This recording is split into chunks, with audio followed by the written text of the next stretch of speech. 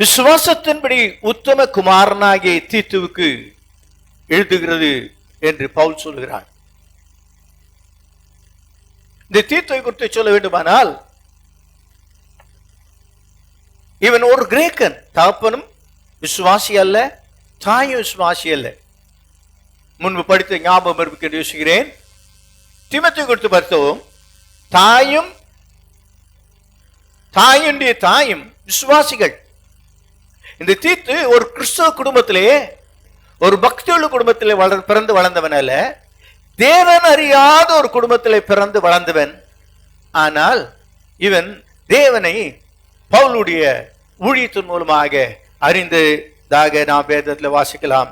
அதை குறித்து நாம் இப்பொழுது விளக்கமாய் பார்க்க போவது கிடையாது.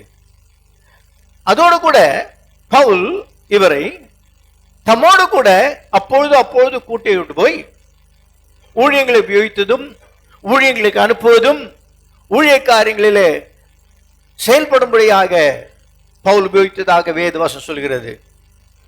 இந்த குறிப்பிட்ட பகுதியை நான் வாசிக்கும் போது பவுல் தீத்துவை ஒரு ஊருக்கு அனுப்புகிறார். அந்த ஊருக்கு பேர் கிரேத்தா தீவு என்று சொல்லி வாசிக்கிறோம். கிரேத்தா தீவு என்று வாசிக்கிறோம். எடுத்து வாசிக்க வேண்டாம். இதை குறித்து வெப்சைட் நாங்கள் படிக்கும்போது பார்த்தோம். அப்போஸ்தலர் நடவடிக்கைகள் 2ஆம் அதிகாரத்தில் பெந்தெகோஸ்து நாளிலே அநேக யூதர்களும் மார்க்கத்தை அமைந்தவர்களும் பெந்தெகோஸ்து பண்டிகை கொண்டாடும்படியாக எருசலேமுக்கு வந்திருக்கிற சந்தர்ப்பத்தில் ஆயிரக்கணக்கான ஜனம் வந்திருக்கும் போது 120 பேர் மேலேறிலே தேவனை துதித்து புகழ்ந்து கொண்டிருக்கிற நேரத்தில் எதிர்பாராத ஒரு சம்பவம் நடந்தது. அவர் என்னவென்றால், அவர்கள் மேலே பரிசுத்த ஆவியானவர் அக்கினிமயமான நாவு போல இறங்கினார். அவர் அந்நிய பாஷையில் பேசி தேவனை புகழ்ந்தார்கள். அங்கே வாசிக்கும் போது கிட்டத்தட்ட நான் யோசிக்கிறேன் 13-17 மொழிகள் தேசத்து ஜனங்கள் அந்த இடத்துக்கு வந்திருந்தார்கள். அவர்களுடைய சொந்த தாய் பாஷையிலே தேவனை புகழ்கிறதும் மகிழ்கிறதும் கேட்டு ஆச்சரியப்பட்டார்கள் என்று அப்போஸ்தலர் 2ஆம் அதிகாரத்தில் வாசிக்கிறோம். அப்படிப்பட்டவர்கள் திரும்ப தங்கள் சொந்த ஊருக்கு போய் ஆங்காங்க ஊழியம் செய்தார்கள். அதில் ஒரு ஊர் தான் கிரேத்தா தீவு என்று சொல்லப்படுதான ஒரு ஊர். பவுல் இந்த பகுதிக்கு ஊழியம் செய்து சென்றிருக்கிறார். யூதர்கள் அதற்கு முன்பதாகவே ரட்சிக்கப்பட்டவர்கள் அந்த இடத்துல விசுவாசிகளாயிருந்தார்கள். அப்படிப்பட்டவர்களுக்கு தேவ ஆலோசனையாக இந்த தீத்து புத்தகத்திலே அதிகமான காரியங்கள் சொல்லுகிறதை நாம் பார்க்கிறோம்.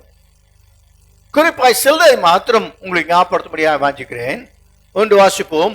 3ஆம் அதிகாரம் 4ஆம் வசனம். Titus chapter 3 verse 4. நம்முடைய இரட்சகராகிய தேவனுடைய தயையும் மனுஷர் மேலுள்ள அன்பும் பிரசன்னமான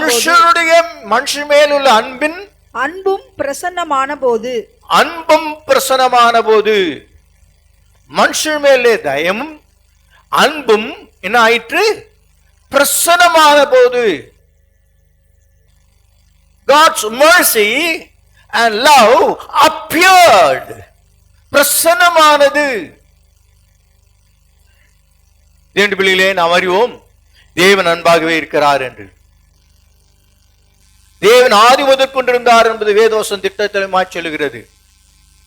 இந்த தேவன் அப்போது பங்குவாகும் வகை வகையாகும் திருவுளம் பற்றினார் என்பதாக எபிரேயரில் வாசிக்கிறோம். அநேக தீர்க்கதரிசிகள், அநேக ஆசாரியர்கள், அநேக தேவ பிள்ளைகள் மூலமாக தேவன் தம்முடைய ஜனத்திற்கும் உலகத்தை வெளிப்படுத்தினதாய் நாம் பார்க்கிறோம். ஆனால் இப்படி எல்லா காரியம் நடந்த போதிலும் ஜனங்கள் தேவனை அறியவில்லை.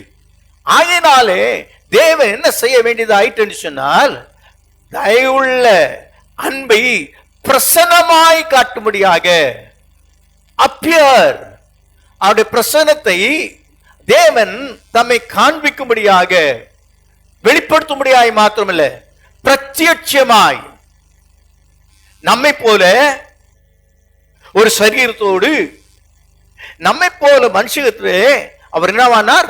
பிரசன்னமானார். எப்படி பிரசன்னமானவர்? இயேசுவாக இந்த உலகத்தில் வந்தார். தேவனுடைய பிள்ளைகளாகிய நாம் கவனிக்க வேண்டியதான காரியம், அவர் பிரசன்னமான காரியத்தை குறித்து அவர் பிறந்த காரியத்தை குறித்து வருஷா வருஷம் கிறிஸ்துவின் பிறப்பை நாம் கொண்டாடி கொண்டிருக்கிறோம். தவறு அல்ல. அவர் பிறந்தாத நினைக்க வேண்டிய அவசியம் உண்டு. அவன் ஏன் பிரசனமானார் என்று கேட்டால், நாம் அதுக்கு முந்தைய வசனத்துல வாசிக்கிறோம், 3:3 வாசிக்கிறோம்.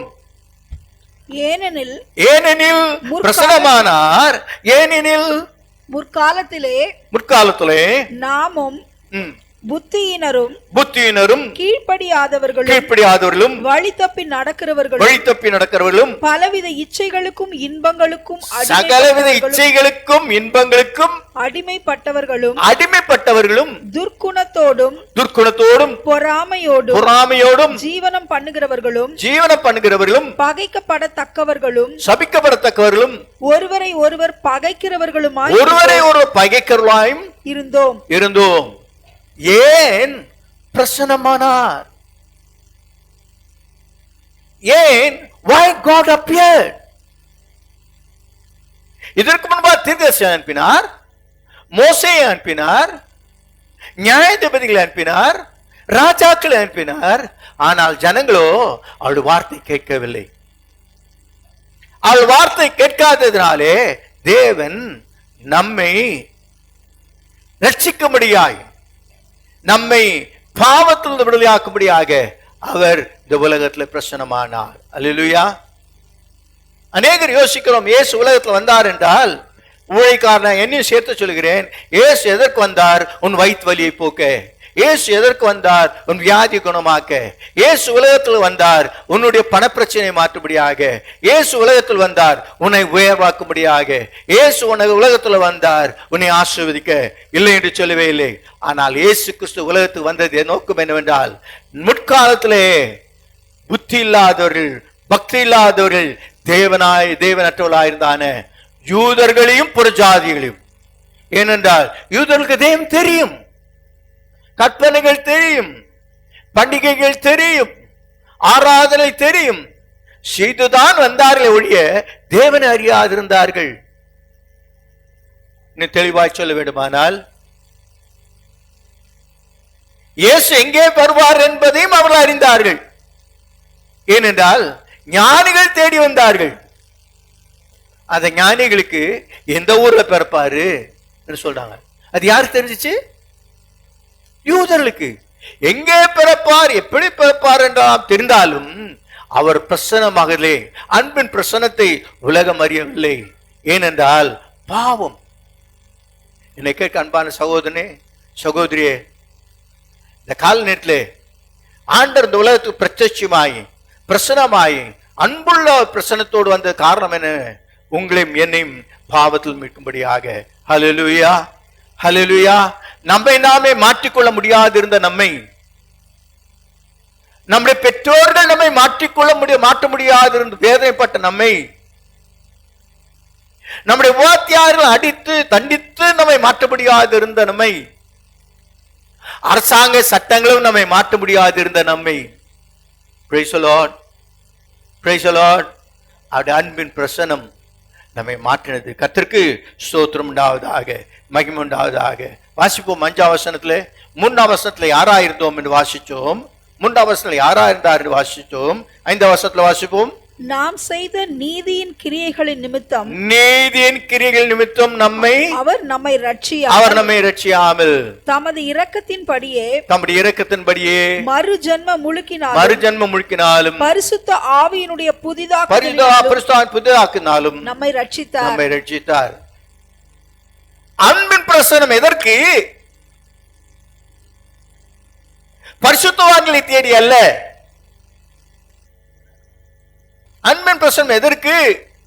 பாரம்பரியங்களும் மார்க்கத்தை கை கொண்ட யூதர்களுக்கு அல்ல. பாவியாயிருந்த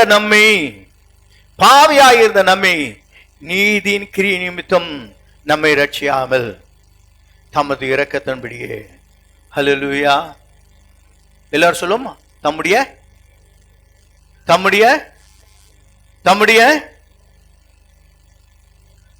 ஒரு வழி போக்கன் தன் கழுதின் மேலே போய் கொண்டிருக்கிறான். போகிற வழியிலே காயப்பட்டு குற்றூராய் தன்னை பகைக்கிற ஜாதி மனுஷன் மடிப்பு போகிற நெல் இருக்கதை கண்டான். ஒரு சமாரியன் கண்டான். கே பார்த்தால் யூதன், தன்னை வெறுத்தவன், தன்னை அசட்டை பண்ணாதவன், தன்னை மனுஷன் போல் கூட நினையாதவன். ஆனால் அந்த இரக்கத்தின் நிமித்தமாக சமாரியன் தன் கழுதை விட்டு இறங்கி அந்த காயப்பட்ட மனுஷனுடைய எண்ணெய் பூசி திராட்சை வார்த்து தன் கழுதின் மேலே தூக்கி வைத்தான். ஹல்லேலூயா, ஹல்லேலூயா. ஆண்டவர் என் நீதி நிமித்தமாய் அல்ல. ஒரு கிறிஸ்துவ குடும்பத்தில் பிறக்கிறது பெரிய பாக்கியம். நான் குறையாய் சொல்லி என்று சொல்லியாளீங்கள். ஒரு விசுவாச குடும்பத்திலே, ஒரு பெந்தகோஸ்து குடும்பத்திலே, ஒரு ஊழியக்கார குடும்பத்திலே பிறக்கிறது பெரிய பாக்கியம். ஆனால் அப்படிப்பட்ட பாக்கியம் உங்களுக்கு இல்லை என்று யோசிக்காதீங்கள். நீங்க அந்த நிலையில் இருந்தாலும் அவர்களை நேசிக்கிறது போல கர்த்தர் உங்களை நேசிக்கிறவராயிருக்கிறார். ஹல்லேலூயா. ஏனென்றால் நீங்கள் தேவன் அறியாத குடும்பத்தில் இருந்தால் விக்கிரங்கள் மற்றவர்களை ஆராதித்து சிரமத்தோடு வெளியே வர வேண்டும். தேவனுடைய பிள்ளைகள் குடும்பத்தில் இருந்தால் சுலபமாக தேவனிடத்தில் வர முடியும். என்றால் வித்தியாசமான எண்ணங்கள், வித்தியாசமான யோசனைகள், அனுபவங்கள் வாழ்க்கையிலே கிடையாது. ஆனால் தேவனுடைய பிள்ளைகளே யாராயிருந்தாலும் இரக்கத்தின்படியே. அல்லேலூயா. எப்படி ரட்சிக்கப்பட்டீர்கள்? அந்த சம்பாதியம் இறங்கினான். இறங்காது போயிருந்தா அந்த யூதன் நிலைன செத்து போயிருப்பான். யூதன் நிலைன லேவன் வந்தான், விட்டு விட்டு போனானே. ஆசாரியன் வந்தான், விட்டு விட்டு போனானே. ஏன்? தேவாலயத்து போகிறார்கள். தங்களை தீட்டுப்படுத்திக் கொண்டு போகக்கூடாது. மற்றவர்கள் இவனை விட்டு போவார்கள், விசுவாசிகள் விட்டு போவார்கள், ஊழியக்காரர்கள் விட்டு போவார்கள். அவரோ தம்முடைய இரக்கத்தின்படி ஹல்லேலூயா, ஹல்லேலூயா, அன்பின் பிரசன்னத்தினாலே இந்த உலகத்துக்கு வந்தார். அல்லேலூயா. தேவனுடைய பிள்ளைகளே, அவர் முதலாவது நமக்கு எதற்கு வந்தார் என்று சொன்னால் அன்பின் பிரசன்னத்தினாலே நமக்கு வந்தார் என்று சொல்லி நாம் பார்க்கிறோம். இப்படி அன்பின் பிரசன்னத்தில் வருகிறதான் அவர் நம்மை என்ன பண்ணுகிறார் என்றால் ரட்சிக்கிறார். என்ன பண்ணுகிறார்? ஒரு கேள்வி கேட்டு அடுத்து கடந்து போக வாஞ்சிக்கிறேன். உங்களுக்கு ரட்சிப்பு என்றால் என்ன தெரியுமா? ரட்சிப்பின் அனுபவம் உங்களுக்கு இருக்கிறதா? கிறிஸ்தவர்களா என்று கேட்கவில்லை, ஞானஸ்தானம் எடுத்தீங்களா என்று கேட்கவில்லை. நீங்கள் ரட்சிக்கப்பட்டிருக்கிறீர்களா? இயேசு என் ரட்சகர் என்று விசுவாசிக்கிறீர்களா? நான் ஒரு பாவி, இயேசுதான் ரட்சிக்கப்படி விசுவாசித்திருக்கிறீர்களா? என்றைக்கு நீங்கள் ஒரு பாவி, இயேசுதான் உங்களை ரட்சிக்கிற என்று விசுவாசிக்கிறீர்களோ அந்த நேரத்தில் இயேசு உங்களை ரட்சிக்க வல்லவராயிருக்கிறார். ஹல்லேலூயா. எல்லாம் நல்லதுதான், அவங்கள காட்டுல நல்லதுதான்.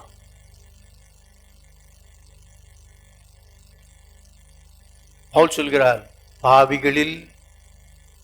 பாவிகளில் நியாயப்பிரமாணத்தின்படி குற்றம் சாட்டப்படாதவன் தன்னை பிரதான பாவி என்று சொன்னார். நாமோ அவருடைய இரக்கத்தின்படி ரட்சிக்கப்பட்டவர்களாக இருக்கிறோம். கர்த்தருக்கு ஸ்தோத்திரம் உண்டாவதாக. அதற்கு அடுத்தபடியா இங்கே சொல்லும் போது மறுஜன முழுக்கினாலே, இவையெல்லாம் விளக்கம் சொல்ல வேண்டுமானால் ஒவ்வொன்றை குறித்தும் ஒரு பிரசங்கத்தை தான் பண்ண வேண்டும். தேவனுடைய பிள்ளைகளே, ரட்சிக்கப்பட்ட நீங்கள் மறுஜனத்துக்கு அடையாளமாக ஞானஸ்தானம் பெற்றிருக்கிறீர்களா? மறுஜனத்துக்கு அடையாளமாக ஞானஸ்தானம் பெற்றிருக்கிறீர்களா? முழுக்கினாலும் என்று சொல்லப்படுகிறது. அப்படி என்றால் நீங்கள் ரட்சிப்பு நிச்சயத்தோடு முழுக்க ஞானஸ்தானம் பெற்றிருக்கிறீர்களா?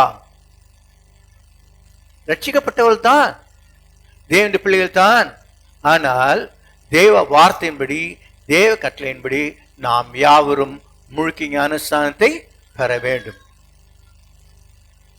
ரொம்ப வேதம் படித்த சில சொல்வார்கள், கள்ளன ஞானஸ்தானம் பெற்றான், நீ நான் கள்ளனா அல்ல இப்போது செத்து கொண்டிருக்கிறாயா?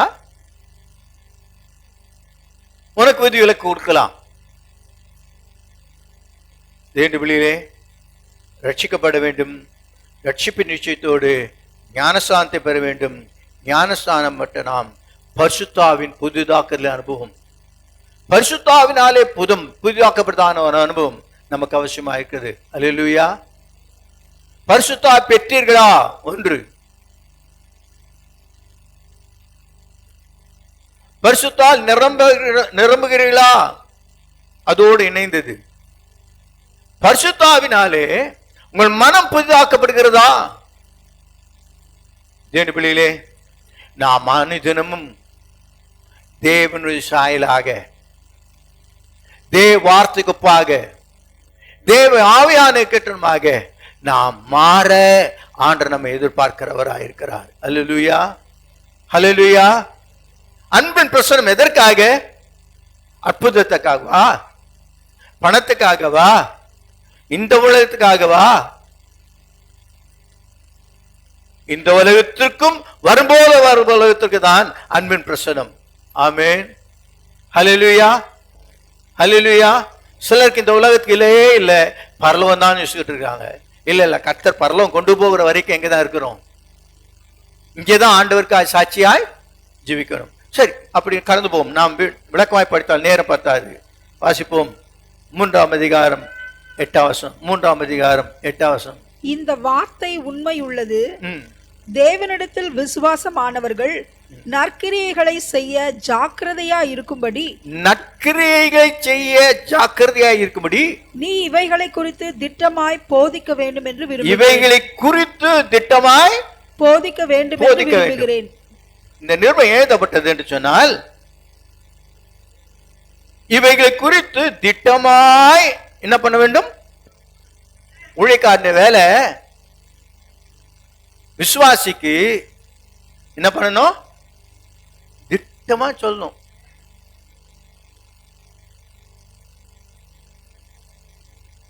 வளகொலன்னு பேசக்கூடாது. விசுவாசி விருப்பமா பேசக்கூடாது. தேவ வார்த்தை தான் பேச வேண்டும். திட்டமா சொன்ன. இந்த காலத்துல என்ன அவ்வளவு கராரா பேசுறாரு இவரு, இப்படி எல்லாம் பேசினா யாரும் வரமாட்டாங்க.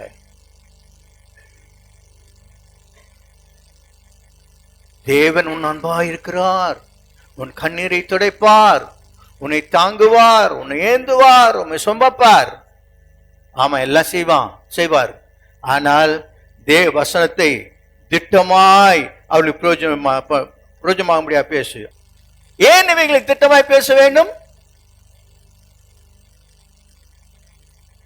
ஏன் அடிச்சு பேசணும்? ஏன் பயமில்லாம பேசணும்? To maintain good work. விசுவாசிகள் யாவரும் ரட்சிக்கப்பட்டது போதாது, ஞானஸ்நானம் பெற்றது போதாது, பரிசுத்தாவின் பெற்ற அந்நிய பாஷை பேசுவது போதாது. They should maintain good work. Amen. Not starting good work, but maintain good work. சில மரம் தொடக்கத்தில் கனி கொடுக்கும், அப்புறம் நாள் போல என்னடும், இது கல்ட்டு மரங்க, இது காய் கொடுக்காதுன்னு சொல்லுவாங்க. விசுவாசம் கூட சில இருக்காங்க, ரட்சிக்கப்பட்டவன் பாருங்களேன், ஜெபம் என்ன, பைபிள் ஸ்டடி என்ன, வெள்ளிக்கிழமை ஜெபம் என்ன, யூத் மீட்டிங் என்ன, கப்பிள் மீட்டிங் என்ன, கல்யாணம் ஆகும் முன்னால் எவ்வளோ வேகமாக வருவாங்க, அப்புறம் கல்யாணம் ஆச்சு கொஞ்ச நாள் குடிச்சாலும் ஆயிடுவாங்க, அப்புறம் குழந்தை பிறந்த உடனே சீக்கிரம் வர தொடங்கிடுவாங்க, ஒழுங்காக வர தொடங்கிடுவாங்க, அப்புறம் விட்டுருவாங்க, அடுத்த 2வது குழந்தை. இன்னைக்கு அநேகருடைய வாழ்க்கை எப்படி போகுது? ஆண்டவர் இடத்துல வாழ்கிற வாழ்க்கை. திட்டமாய் வசனத்தை போதிக்க வேண்டும். எதற்காக? They should maintain the good work. நம்மிலே நற்கிரியை கர்த்தர் தொடங்கினாரே, அந்த நற்கிரியை அவர் செய்ய வல்லவராயிருக்கிறார். அதை நான் காத்துக் கொள்கிறேனா? ஆராய்ந்து பார்ப்போம். ஆண்டவரே, நான் நற்கிரியை செய்ய பாத்திரனாக இருக்கும்படியாய் கிருபை தாரும். வாசிப்போம். 5ஆம் வசனம், 1ஆம் அதிகாரம் 5ஆம் வசனம். நீ குறைவாய் இருக்கிறவைகளை ஒழுங்குபடுத்து, அவர்களுக்கு திட்டமாய் பேசு. ஏன்? அவர்கள் பிரயோஜனமானவைகள் குட் ஒர்க்ஸ் உடையவர்களாக இருக்கும்படியாக. இரண்டாவது, குறைவாய் இருக்கிறவர்களை என்ன பண்ணு, ஒழுங்குபடுத்து. என்னென்ன குறைவா இருக்குதோ அந்த காரியங்கள் எல்லாம் என்ன பண்ணும், ஒழுங்கா இருக்க. எப்படி இருக்கணும், ஒழுங்கா இருக்க. பவுல் சொல்றாரு, தீத்துக்கு சொல்றாரு, கிரேத்தாத்துவாருக்கு நீ என்ன பண்ணு, ஒழுங்கேன்மா சில விசுவாசிகள் இருக்கிறாங்க, அந்த விசுவாசிகள் எல்லாம் என்ன பண்ணும், ஒழுங்கா இருக்க, நல்ல கிரியை செய்ய அவர்களுக்கு என்ன பண்ணு, போதிக்கும்.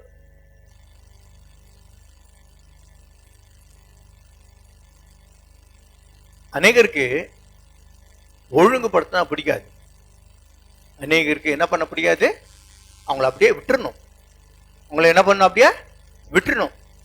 நீ என்ன வேணா செய், நீ என்ன வேணா பண்ணு, வந்தா வா, நீ 10 மணிக்கு வந்தா என்ன, 10:45 வந்தாலே என்ன, நீ இஷ்டம் போல வா, கதை திறந்திருக்கு, வரலாம், போகும்போது போகலாம். நீ பொய்ய சொல்லு, நீ கட்ட வார்த்தை பேசு, கம்யூனியன் எடுத்துக்கோ, அந்நிய பாஷையும் பேசு. விசுவாசி, கர்த்தர் இதற்காக ஒரு ஊழியக்காரனை ஏற்படுத்தவில்லை. ஊழியக்காரனை கர்த்தர் ஏற்படுத்தியிருக்கிறார் எதற்காக? ரட்சித்தார் அல்லவா, பிரசனமாகி ரட்சித்தார் அல்லவா, காரியங்களை ஒழுங்குபடுத்த கர்த்தர் வைத்திருக்கிறார் ஊழியக்காரனை. பிள்ளைகளே, கிறிஸ்துவிலே வளர்கிற நாம் அவைகளை ஒழுங்குபடுத்த இன்னொரு காரியத்தை கூட பார்ப்போம். வாசிங்க பார்க்கலாம். 2ஆம் அதிகாரம் 1ஆம் வசனம். 2ஆம் அதிகாரம் 1ஆம் வசனம். நீயோ ஆரோக்கியமான உபதேசத்திற்கு ஏற்றவைகளை பேசு. ஆரோக்கியமான உபதேசங்களுக்கு ஏற்றவைகளை பேசும்படியாக, ஆரோக்கியமான சவுண்ட் டாக்டரின்ஸ்.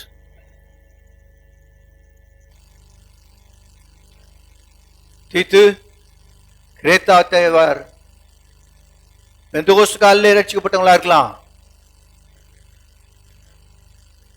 நான் போய் சுவிசேஷம் சொன்னதுனால இருக்கலாம், மற்றவங்க போய் சுவிசேஷத்தில் இருந்தாலும் பரவாயில்ல, அவளுக்கு தெளிவான உபதேசங்கள் அவசியமா இருக்கிறது, அவளை செய்ய முடியாது. இவைகளை குறித்து இன்னும் அநேக காரியம் சொல்லலாம், ஆனால் எனக்கு சமயம் இல்லாது குறிப்பான ஒரு காரியத்தை கடந்து வர முடியாது வாஞ்சிக்கிறதுனாலே சில காரியங்களை ஞாபகப்படுத்த வாஞ்சிக்கிறேன். வாசிக்க வேண்டாம், வேத வைத்தியர்களுக்கு வேண்டும், குறித்துக் கொள்ளுங்கள். 1ஆம் அதிகாரம் 6ஆம் வசனம் முதல் 8ஆம் வசனத்திலே ஒரு சபையின் மூப்பன் இப்படி இருக்க வேண்டும். வீட்டில் போய் வாசிங்கள், இது வாசித்து சொல்ல நேரம் கிடையாது, பைபிளில் விளக்கமாய் பார்த்து விட்டோம். 1ஆம் அதிகாரம் 6 முதல் 9 மூப்பர்கள் எப்படி இருக்க வேண்டும். 2ஆம் அதிகாரம் 2ஆம் வசனத்தின் கீழே முதியவர்கள் ஆண்கள் எப்படி இருக்க வேண்டும், போய் கட்டாயம் வீட்டில் வாசிங்கள். 3ஆம் வசனத்திலே முதிர் வயது ஸ்திரீகள் எப்படி இருக்க வேண்டும். 2ஆம் அதிகாரம் 4ஆம் வசனத்திலே வாலிய ஸ்திரீகள் எப்படி இருக்க வேண்டும். 2ஆம் அதிகாரம் 6ஆம் வசனத்திலே வாலிய புருஷர் எப்படி இருக்க வேண்டும். 2ஆம் அதிகாரம் 5ஆம் வசனத்திலே வேலைக்காரரும் எஜமானும் எப்படி இருக்க வேண்டும். இந்த காரியங்கள் சொல்லியிருக்கிறார். இவைகளை ஒவ்வொன்றை குறித்து நாம் தனியாய் படிக்க வேண்டிய அவசியம் உண்டு. ஆனால் பைபிள் படித்து விட்டோம். நீங்கள் வீட்டில் வராதவர்கள் கட்டாயம் இந்த வாரத்திலே தியானிக்கும்படியாக ஞாபகப்படுத்துகிறேன். இவையை சொல்லுகிறாரு, சொல்லி எதற்காக சொல்லுகிறார் என்று சொன்னால் 3ஆம் அதிகாரம் 6ஆம் வசனம். 3ஆம் அதிகாரம் 6ஆம் வசனம். தமது கிருபையினாலே நாம் நீதிமான்கள் ஆக்கப்பட்டு நித்திய ஜீவன் உண்டாக்கும் என்கிற நம்பிக்கையின்படி, நித்திய ஜீவன் உண்டாகும் என்கிற நம்பிக்கையின்படி சுதந்திரராகத்தக்கதாக. எதற்காக சொல்லுங்க பாருங்க தயவுசெய்து. எதற்காக? ஆண்டவர் நம்ம ரட்சித்தார், மறுஜன முழுக்கை கொடுத்தார், பரிசுத்தாய் கொடுத்தார். நாம் ஒரு மூப்பனாக, ஒரு தகப்பனாக, ஒரு தாயாக, ஒரு வாலிப குடும்பத்தியாக வேலைக்காரராக இன்னெல்லாம் செய்ய வேண்டும் என்று சொன்னார். சொல்லி அதெல்லாம் செய்து விட்ட பாடு நமக்கு என்ன செய்திருக்கிறார் என்றால், தேவன் நமக்கு ஒரு நம்பிக்கை கொடுத்திருக்கிறார். என்ன நம்பிக்கை? சுதந்திராகத்தக்கதாக. என்ன ஆகத்தக்கதாக? சுதந்திராகத்தக்கதாக. தேவனுடைய பிள்ளைகளே, கர்த்தர் நம்மை ரட்சித்தது மாத்திரமல்ல, அவரோடு கூட உடன் சுதந்திராக்கும்படியாக கர்த்தர் நம்மை ரட்சித்தார். அல்லேலூயா. வாசிங்கள் ஒரு வசனத்தை, ரோமர் 8:17. நாம் பிள்ளைகளானால் சுதந்திரமாமே, தேவனுடைய சுதந்திரரும், தேவனுடைய சுதந்திரம், கிறிஸ்துவுக்கு உடன் சுதந்திரரும், கிறிஸ்துவுக்குள் உடன் சுதந்திரமான, கிறிஸ்துவுக்கு உடன் சுதந்திரரும் ஆமே, கிறிஸ்துவுக்கு உடன் சுதந்திரமாமே. கிறிஸ்துவுடனே கூட நாம் மகிமைப்படும்படிக்கு அவருடனே கூட பாடுபட்டால் அப்படியாகும். ஆமென். தேவனுடைய பிள்ளைகளே, நம்மை கர்த்தர் உடன் சுதந்திராய் மாற்றிருக்கிறார். இந்த காரியங்கள்லாம் செய்து இதற்காக உடன் சுதந்திராய். அதோடு இங்க ரோமர் சொல்லும்போது, இந்த உடன் சுதந்திரத்தை அனுபவிக்க அவரோடு கூட பாடு பாடு. இந்த உலகத்துல பாடுகள் உண்டு, பாடுகள் உண்டு என்பதை மறந்தே போகக்கூடாது. ஆனால் பாடுகளுக்காய் மாத்திரம் கர்த்தர் நம்மை அழைக்கவில்லை, கர்த்தர் சுதந்திராக்கும்படியாக அழைத்தார். கடைசியை ஒரு காரியத்தை சொல்லி முடிக்க வாஞ்சுகிறேன். வாசிங்க 2ஆம் அதிகாரம் 13ஆம் வசனம். 2ஆம் அதிகாரம் 13ஆம் வசனம். நாம் நம்பி இருக்கிற ஆனந்த பாக்கியத்துக்கும், நாம் நம்பி இருக்கிற ஆனந்த பாக்கியத்திற்கும், மகா தேவனும் நமது இரட்சகருமாகிய இயேசு கிறிஸ்துவினுடைய மகிமையின் பிரசன்னமாகுதலுக்கும், எதிர்பார்த்து கொண்டிருக்கும்படி மகிமையின் பிரசன்னத்திற்கும் எதிர்பார்க்கும்படி. உங்களுக்கு ஞாபகம் இருக்கும் என்று யோசிக்கிறேன். 4ஆம் வசனத்தில் நாம் வாசிக்கும் போது அன்பின் பிரசனம் என்று வாசித்தோம். 4ஆம் வசனத்திலே அன்பின் பிரசனம் மீட்கும்படியாக. இங்கே நாம் வாசிக்கிறோம் மகிமையின் பிரசனம். நாம் எல்லாரும் விரும்புகிறோம் அன்பின் பிரசனம். ஆனால் நாம் மகிமையின் பிரசனத்துக்கு எதிர்பார்க்கிறோமா இருக்குமா?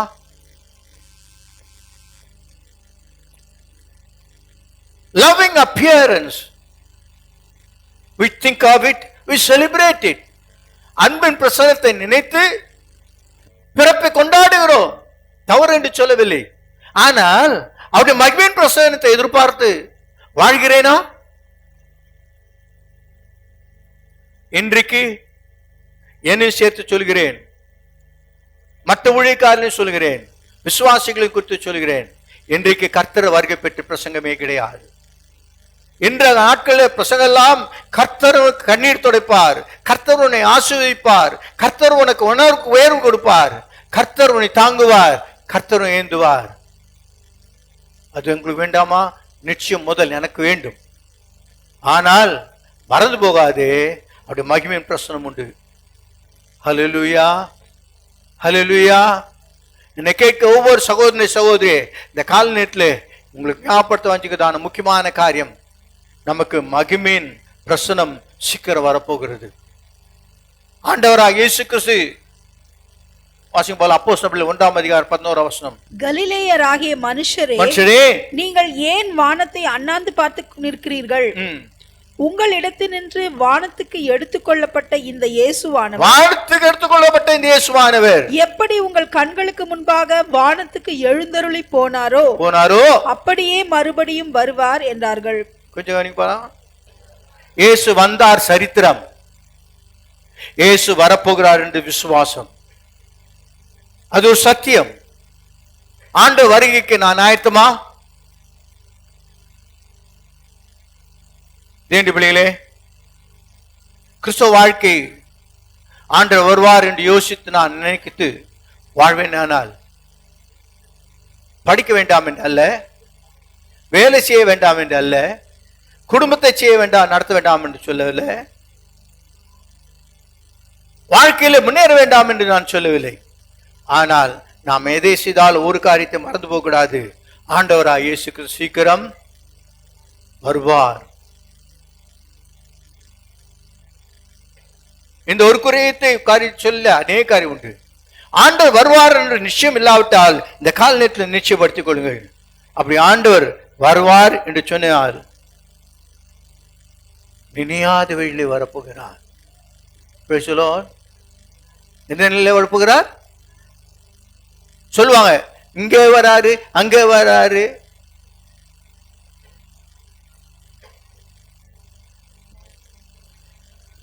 ஒரு இடத்துல அதிகாலையா இருக்கும், இன்னொருத்த பட்டம் பகலா இருக்கும், இன்னொருத்துல சாயந்தரமா இருக்கும், இன்னொரு ராத்திரியா இருக்கும்.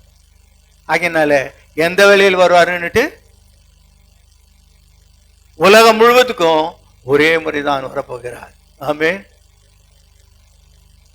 ரகசிய வருகை விசுவாசிக்கிறீர்களா? விசுவாசிக்கிறேன். அது கிறிஸ்துவுக்குள் இருக்கிறவர்களுக்கு.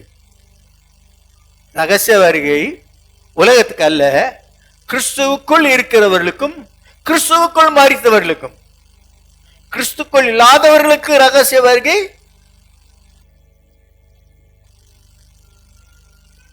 மற்ற எல்லாரும் கட்டாயம் ஆண்டு வரப்போகிறார்.